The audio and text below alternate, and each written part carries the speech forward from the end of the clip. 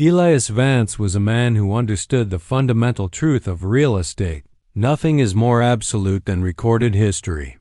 Professionally, he was a land surveyor and title researcher, a person whose entire livelihood depended on tracing the provenance of property lines back through dusty courthouse ledgers and faded plat maps.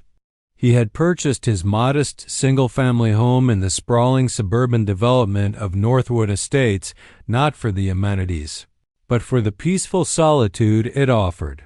However, the one constant source of aggravation was the Northwood Estates Homeowners Association, HOA, led by an officious, perpetually stressed board president named Patricia Chen. The HOA was particularly aggressive regarding parking, routinely ticketing Elias's guests for encroaching on what they designated as Common Area Parking Lot A, a large, paved rectangle that ran directly adjacent to Elias's property line. Elias had been fined twice in 1 month for a guest parking slightly outside a designated white line. An infraction Patricia Chen personally ensured was escalated to maximum penalty.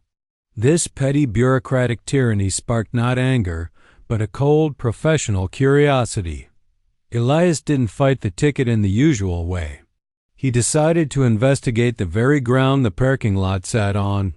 He knew that in old subdivisions, particularly those built around mid-century infrastructure, the legal designation of access roads and common parcels could be messy.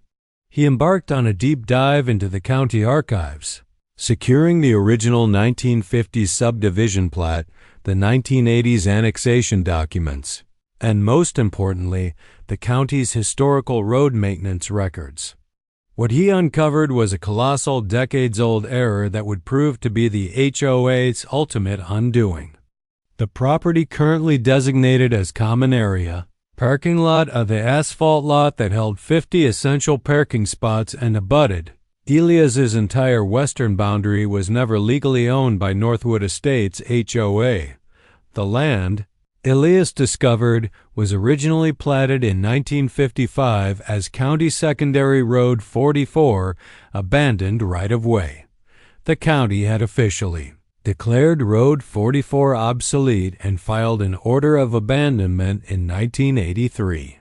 Crucially, the old state law in effect at that time regarding the disposal of public right-of-way property specified that when a county formally abandons a road, the title to the underlying land does not automatically transfer to the subsequent developer or the newly formed HOA, but reverts to the adjacent property owners whose deeds abutted the center line of the abandoned right-of-way.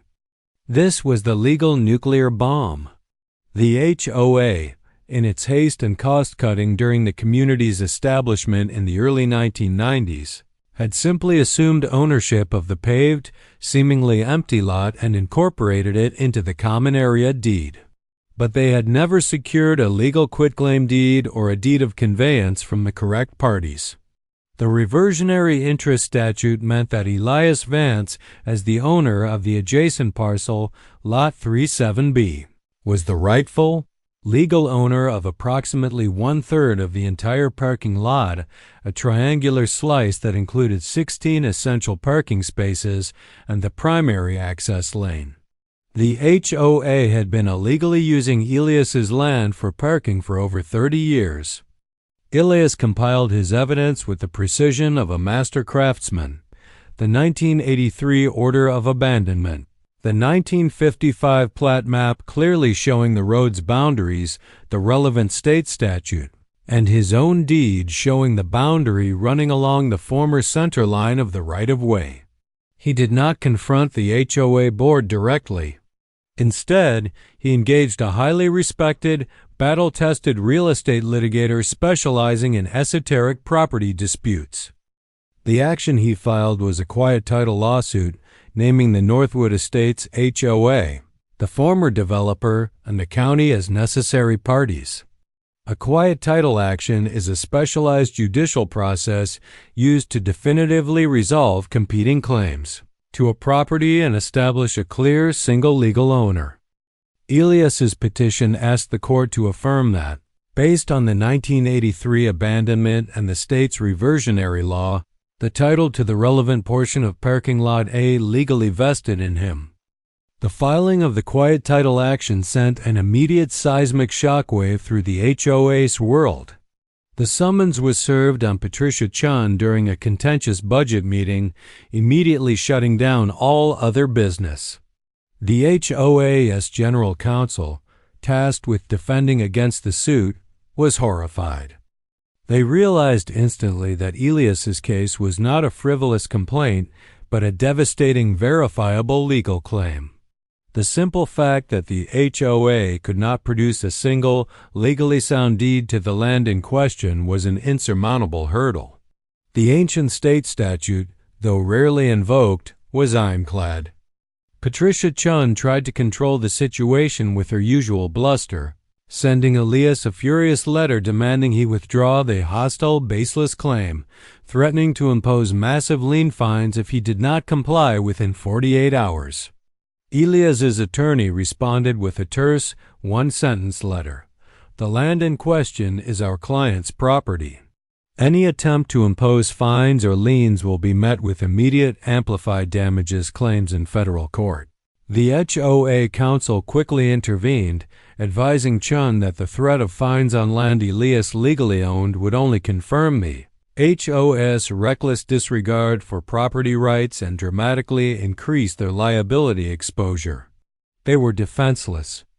The discovery phase of the lawsuit was a disaster for the HOA. Elias's historical title research was flawless. The HOA's own records revealed only the assumption of ownership, not the legal conveyance. The land, which constituted nearly 35% of the community's total necessary parking capacity, was essentially lost. The financial repercussions were catastrophic. Losing 16 parking spots would immediately violate the community's original planning permits, force the immediate day paving and restoration of the claimed land, and render the remaining common area unusable, likely triggering a full replatting requirement that would cost millions. The HOA council quickly moved for mediation, desperate to avoid a final judicial ruling that would permanently vest title in Elias. Elias, the quiet, principled title researcher, entered negotiations not seeking revenge, but financial rectification for the 30 years of illegal use of his property and the petty harassment. His proposal was simple and non-negotiable, calculated to match the value the land held for the community. He offered to sign a quitclaim deed transferring the property back to the HOA, effectively solving their existential crisis under strict conditions. First, the HOA must purchase the approximately 7,500 square feet of land at a price of $285,000, calculated based on the lost amenity value to the community, plus interest for the 30 years of illegal use. Second, the HOA must cover all of Elias's legal fees totaling $35,000, and pay $15,000 in compensatory damages for the historical harassment and the cost of his time spent researching the title failure. Third, for future governance, the HOA was required to issue a public, written apology to Elias and adopt a formal, court-monitored policy of non-retaliation against him and his guests. The total cost to the HOA was over $335,000. Patricia Chen and the board were apoplectic, arguing the price was extortionate.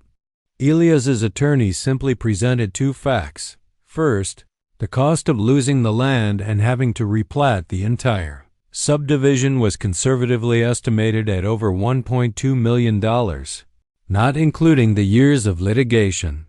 And second, the price was a final offer. The alternative was an immediate court order to erect a permanent fence along the newly quieted property line, which would shut down the entire parking lot the following week. Facing certain financial and operational ruin, the HOA board, in a humiliating, emergency closed-door session, voted unanimously to accept Elias's demands. The $335,000 settlement instantly wiped out the HOA's entire reserve fund, forcing a massive community-wide emergency special assessment of nearly $3,000 per home to cover the costs of the boards. 3-decade-old blunder. Patricia Chen, who had initiated the conflict with a $50 fine, was forced to sign the check that transferred hundreds of thousands of dollars to the man she had sought to bully. She was removed from the board in a swift, unanimous vote of no confidence. Elias Vance, the quiet neighbor, watched as the asphalt he now legally controlled was officially transferred back to the community, forever establishing himself as the singular resident who understood that the true power in real estate lies not in aesthetic rules, but in the unassailable truth of the historical record